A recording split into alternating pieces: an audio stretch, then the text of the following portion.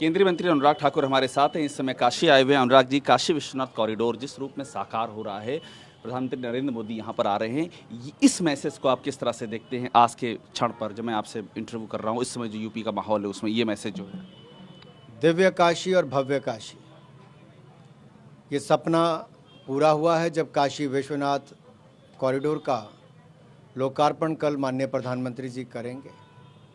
और जो भी आज से 4-5 वर्ष पहले विश्वनाथ धाम में आया होगा, तब और अब में अंतर देख पाएगा। और शायद ही किसी ने कल्पना की हो, और कल्पना से भी आगे बढ़कर करके दिखाया तो प्रधानमंत्री मोदी जी ने। जो कहते हैं वो करके दिखाते हैं।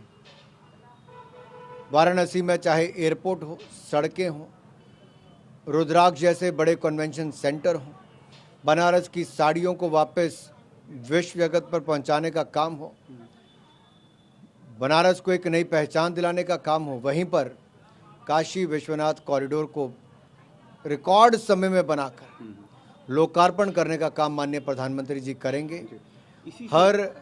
हर बाबा के भक्त के मन में जो एक श्रद्धा भाव था, मुझे लगता है और बढ़कर आता है। इसी जुड़ा मेरा आपसे सवाल है कि ये कहा जा रहा है कि इतिहास का निर्माण हुआ है, अहिल्याबाई होलकर जी ने इसका निर्माण करवाया था और उसके बाद से अब जाकर के प्रधानमंत्री मोदी ने इसको एक नया स्वरूप दिया है। तो ये जो इतिहास बदलने की बातें कही जा रही हैं, इस पर क्या सोचना है आपका?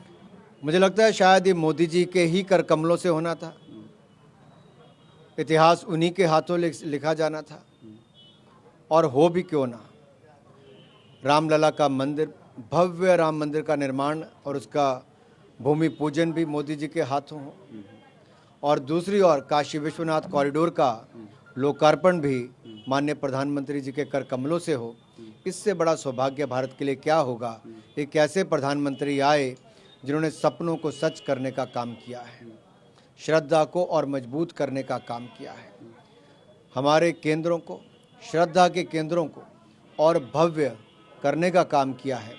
मैं तो यही कहूँगा, दुनिया का सबसे पुराना शहर जिनमें काशी का नाम आता है, उसको दिव्य और भव्य करने का काम विश्वनाथ धाम से, इस कॉरिडोर से माननीय प्रधानमंत्री मोदी जी ने करने। आस्था का बेसिस क्या देखते हैं? जो आस्था की हम बात कर रहे हैं, और उस समय बात कर रहे हैं जब इलेक्शन, चूंकि चुनाव भी सर पर है, ये आस्था का विषय लेकिन चुनाव भी सर पर है, इसलिए इसका मैं मैसेज पूछ रहा हूँ आपसे, क्या कोई राजनीतिक मैसेज भी इससे जाता है? लोग इसको अपने अपने तरीके से देखेंगे। मैं तो एक श्रद्धालु के रूप में, एक भक्त के रूप में, एक शिव भक्त के रूप में भी कहूँ तो यही कहूँगा कि मेरे जैसे लोगों के लिए तो जो सदा श्रद्धा का केंद्र था, उसको भव्य और दिव्य करने का काम मोदी जी ने किया है।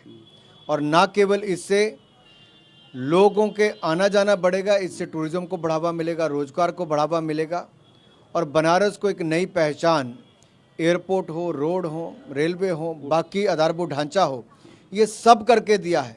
लेकिन कुल मिलाकर जब कॉरिडोर बना, काशी विश्वनाथ कॉरिडोर, इससे एक नई ऊंचाइयों पर ले जाने का काम हुआ है। अंतिम सवाल है, इतिहास है, ये इतिहास के वो पल हैं जिसको शायद आने वाले दशकों तक नहीं, आने वाली शताब्दियों तक याद रखा जाएगा कि रामलला के जन्मस्थली भगवान राम के अयोध्या में मंदिर बनाने से लेकर काशी में विश्वनाथ कॉरिडोर बनाने का काम मोदी जी के कर कमलों से। अंतिम सवाल आपसे है, ये इस समय जो बात अच्छी छिड़ गई है हिंदू और हिंदुत्व की, राहुल गांधी ने कह दिया कि हिंदुत्व जो है वो अलग है, हिंदू अलग है, इस तरह की बात, इस पर क्या कहेंगे आप? हिंदू और हिंदुत्व, जो हिंदू और हिंदुत्व उन्होंने छेड़ दिया राहुल गांधी। धन्यवाद, उस पर बात नहीं करेंगे, शुक्रिया। तो हमारे साथ में केंद्रीय मंत्री अनुराग ठाकुर जी हैं और उन्होंने क्लियर कहा है कि ये इतिहास बनने का काम हुआ है, और प्रधानमंत्री नरेंद्र मोदी ने जो काशी में नवनिर्माण किया है, ये नवनिर्माण अपने आप में एक बहुत बड़ा संदेश है।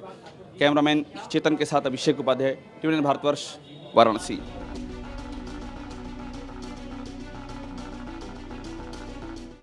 कोरोना धर्म नहीं देखता, जात नहीं देखता, अमीर गरीब ऊंच नीच नहीं देखता। कोरोना सिर्फ मौका देखता है, लेकिन आप उसे मौका मत दीजिए। बस इतना कीजिए, जब कभी दफ्तर से, बाजार से घर लौटिए तो इतना ख्याल जरूर रखिए कहीं आपके साथ कोरोना आपके घर तो नहीं जा रहा। भूलिए मत, कोरोना अभी जिंदा है।